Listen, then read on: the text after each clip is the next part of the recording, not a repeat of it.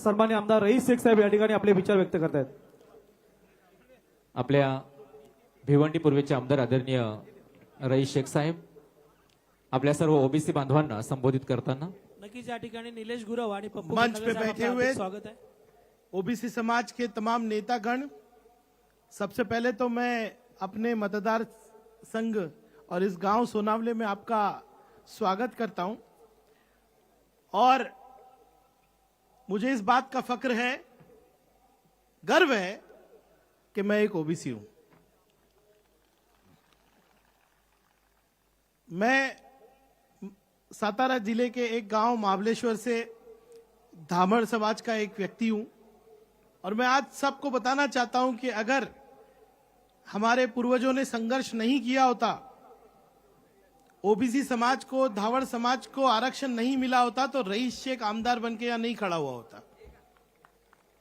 सबसे पहले तो मैं स्टेज पे बैठे हुए भुजबल साहब, शब्बीर अंसारी साहब, इनका शुक्रिया अदा करता हूं कि एक छोटा सा समाज जो पहाड़ी पे रहता है, जो पत्थर तोड़कर लोहा निकालकर 350 साल से धावड़ तवा बनाता है, ऐसे समाज को ढूंढकर आरक्षण देकर आपने हाथ पकड़ के इधर तक लाया. इस बात का मुझे फक्र है.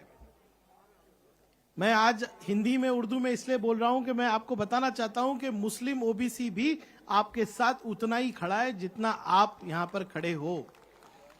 मेरा यही मतदार संघ है, सामने ही मेरा मतदार संघ है. मैं भुजबल साहब को कह रहा था कि थोड़ा पहले मुझे बताया होता तो आपको पता है कि भिवंडी में कितने ओबीसी है? मेरा आधा मतदार संघ अंसारी भाइयों से भरा हुआ है, मोमिन भाइयों से भरा हुआ है. अगली बार आप यहीं पे सभा लीजिए, आधा भिवंडी आपको यहां पर बैठा हुआ दिखेगा. मैंने 2 चुनाव लड़े नगर सेवक के. पहला चुनाव मैंने गोवंडी से लड़ा, मैं ओबीसी क्षेत्र से लड़ा. उसके बाद मेरा दूसरा मतदार संघ मदनपुरा, वहां भी ओबीसी समाज ने मुझे मौका दिया. और आज एक रईस शेख, एक छोटे से गांव, छोटे से समाज का व्यक्ति अगर महाराष्ट्र के राजकारण में, असेंबली में जाके सर्वोच्च इतने बड़े स्थान पे जाकर बोल रहा है, कि हमारे ओबीसी नेताओं और पूर्वजों की मेहनत है. और अगर इस हक में कोई आकर हाथ मारने की कोशिश करेगा तो यह समाज जरूर खड़ा होगा, जरूर खड़ा होगा. भुजबल साहब की स्पीच देख लीजिए, हमारे तमाम ओबीसी नेताओं की स्पीच देख लीजिए. एक व्यक्ति ने भी मराठा आंदोलन या मराठा रिजर्वेशन का विरोध नहीं किया. सबने समर्थन किया, कंधे से कंधा लगा के खड़े हुए. हम सब चाहते हैं कि मराठा समाज का गरीब से गरीब व्यक्ति आगे बढ़े, गरीब से गरीब व्यक्ति को मौका मिले, वो आगे आए. लेकिन जब ये होते हुए हम देखते हैं कि जो ओबीसी समाज जो पहले से पिछड़ा हुआ है, बहुत से ऐसे समाज है, मैं 50 मुस्लिम समाज ऐसे हैं ओबीसी के जो वंचित है, जो आज इतने पिछड़े हो गए कि उनकी शिक्षा का कोई साधन नहीं, उनको नौकरी नहीं.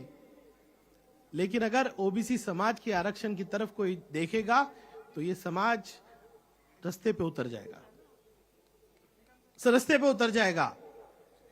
बहुत असेंबली में बातें हुई, मेरी फ्लाइट है, वरना मैं भुजबल साहब के आने तक तो जरूर रुकता. और मैं सही में मैंने जाकर, भुजबल साहब जिस पक्ष में अभी है, जिस सत्ता में है, उनसे हम उनके विचारों से सहमत नहीं हो सकते. लेकिन एक व्यक्ति महाराष्ट्र में खड़ा हुआ, जब हम सब सोच रहे थे कि कैसे बोले,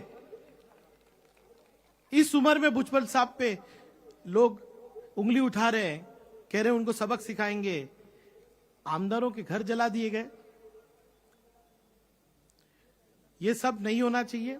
और मैं यही कहूंगा कि हम सब एक हैं, नेता भी एक है, जनता भी एक है, और हम सब मिलकर इस संघर्ष में साथ हैं. आपने मुझे बुलाया, इसके लिए बहुत बहुत धन्यवाद, बहुत बहुत धन्यवाद.